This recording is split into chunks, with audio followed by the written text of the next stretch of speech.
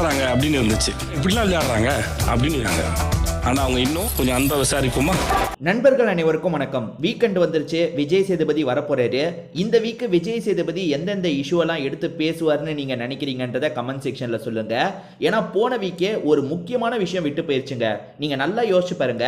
கனி, அமித், அதுக்கப்புறம் விக்ரம் சேர்ந்த மாதிரி ரேங்கிங் டாஸ்க்ல நிக்க வச்சாங்கல்ல, அது எவ்வளவு பெரிய விஷயம். அதை கண்டிப்பா விஜய் சேதுபதி பேசி இருக்கணும். ஆனா எப்படி விஜய் சேதுபதி அதை மிஸ் பண்ணாருன்னே தெரியல. நானே சனி ஞாயிறு மறந்துட்டேன். திங்கள் செவ்வாய்க்கிழமை தான் எனக்கு ஞாபகம் வந்தது. என்னடா அந்த ரேங்கிங் டாஸ்க்கை பத்தி இவர் பேசவே இல்லையன்ற மாதிரிலாம் யோசிச்சேன். உங்களுக்கு அந்த மாதிரி தோணுச்சா, தோணலையான்றதை நீங்க கண்டிப்பா சொல்லுங்க. ஏன்னா நிறைய பேருக்கு அந்த ரேங்கிங் டாஸ்க்கை பத்தி விஜய் சேதுபதி பேசாதது மறந்தே போயிருச்சுங்க. நம்ம நைட்டு நடந்த ஒரு விஷயத்தை பத்தி தான் இப்ப பேச போறோம். அது என்னன்னா, பிக் பாஸ் திவ்யாக்கும் சாண்ட்ராக்கும் ஒரு தண்டனை தந்திருப்பாரு. அந்த தண்டனையை நீங்க தான் கவனிச்சுக்கணுன்ற மாதிரி விக்ரம் கிட்ட பொறுப்பை தந்திருப்பாரு. இவங்க ரெண்டு பேருமே விக்ரம நைட்டு முழுக்க டார்ச்சர் பண்ணி எடுத்துட்டாங்க. திவ்யா இருக்காங்க பாருங்களேன், அது பாருங்க. இப்ப திவ்யா என்ன பண்ணிட்டு இருக்காங்கன்னா, கிளீன் பண்றாங்களாம். கிளீன் பண்றது எப்படி பண்ணுவாங்க யோசிச்சு பாருங்களேன். அது விஜய் நடித்த வசீகரா படத்தில் ஒரு சீன் வரும். வடிவேலு சொல்லுவார், அவர் தூக்கிட்டு வர அழகை நீங்களே பாருங்கம்மா அப்படின்ற மாதிரி சொல்லுவார். அப்போ நம்ம விஜய் இருக்கார்ல, ஒரு தேங்காவை மட்டும் பால் போடுற மாதிரி போட்டுக்கிட்டே வருவார். விஜய் தான் தூக்கிட்டு வந்திருப்பாரு. வடிவேலு அந்த இடத்துல காமெடி பண்ணுவார்ல, அந்த மாதிரி தான் இவங்க க்ளீன் பண்ணுற வேலை பார்த்துட்டு இருக்காங்க. அது எப்படி பண்ணுறாங்க பாருங்களேன். படுத்துக்கிட்டே யாராவது க்ளீன் பண்ணுவாங்களா, அந்த மாதிரி பண்ணுறாங்க.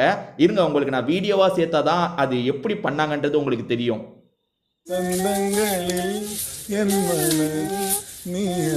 விக்ரம் இவங்க ரெண்டு பேரை வேலை வாங்குறதுக்கு பயங்கரமா கஷ்டப்பட்டு இருக்காருங்க. ஏன்னா விக்ரம் அந்த இவங்க ரெண்டு பேரை வேலை வாங்க போறோம்னா நல்ல விஷயம்ப்பா, சூப்பரா வேலை வாங்கிடலான்ற மாதிரிலாம் நினைச்சாரு. ஆனா இவங்க ரெண்டு பேர் இருக்காங்கல்ல, அந்த சூப்பர் டீலக்ஸ் ரூம் எவ்வளவு சின்னதா இருக்கும். அதாவது ஒரு 7-8 பெட் தாங்க இருக்கும். சின்ன ரூமுங்க அது. அந்த சின்ன ரூமை 2.5 மணி நேரம் 3 மணி நேரம் அதே இடத்துல இருக்காங்க. அதே இடத்த நாங்க பெருக்கிறோம் பெருக்கிட்டு இருக்காங்க. ஆக்சுவலா வேலை எல்லாத்தையும் முடிச்சதுக்கு அப்புறம் அவங்கள ஜெயில போட்டு லாக் பண்ணலான்ற மாதிரி பிக் பாஸ் சொன்னார்ல, மவனே உன்னை இன்னைக்கு நாங்க தூங்கவே விட மாட்டோம்டா, இன்னைக்கு உனக்கு சிவராத்திரின்ற மாதிரி ரெண்டு பேருமே என்ன பண்றாங்கன்னா, வேணும்ட்டே எல்லா வேலையும் ஸ்லோவா பண்றாங்க. அதே மாதிரி அவர் கவனிக்காத போது என்ன பண்றாங்கன்னா, படுத்துக்கிறாங்க. அதாவது இங்கேயே படுத்து தூங்குற மாதிரிலாம் பண்ணிட்டு இருக்காங்க. அவர் வந்ததுக்கு அப்புறம் சரி நாங்க பெருக்குறாங்க. ஒவ்வொரு ரூமா இவங்களை முடிக்க வச்சிடணும்ன்ற மாதிரி விக்ரம் ரொம்ப கஷ்டப்பட்டு இருக்காருங்க. கண்டிப்பா விஜய் சேதுபதி இதை கூட பேச வாய்ப்பு இருக்கு. ஏன்னா ஒருத்தர் எதுக்காக இவ்வளவு நீங்க டார்ச்சர் பண்றீங்கன்னு கேட்க கூட வாய்ப்பு இருக்கு. பிக் பாஸ் சொன்னாலும் கேட்க மாட்டீங்க, அவர் சொன்னாலும் கேட்க மாட்டீங்க, இது எப்படின்ற மாதிரிலாம் கேட்பாரு பாருங்களேன்.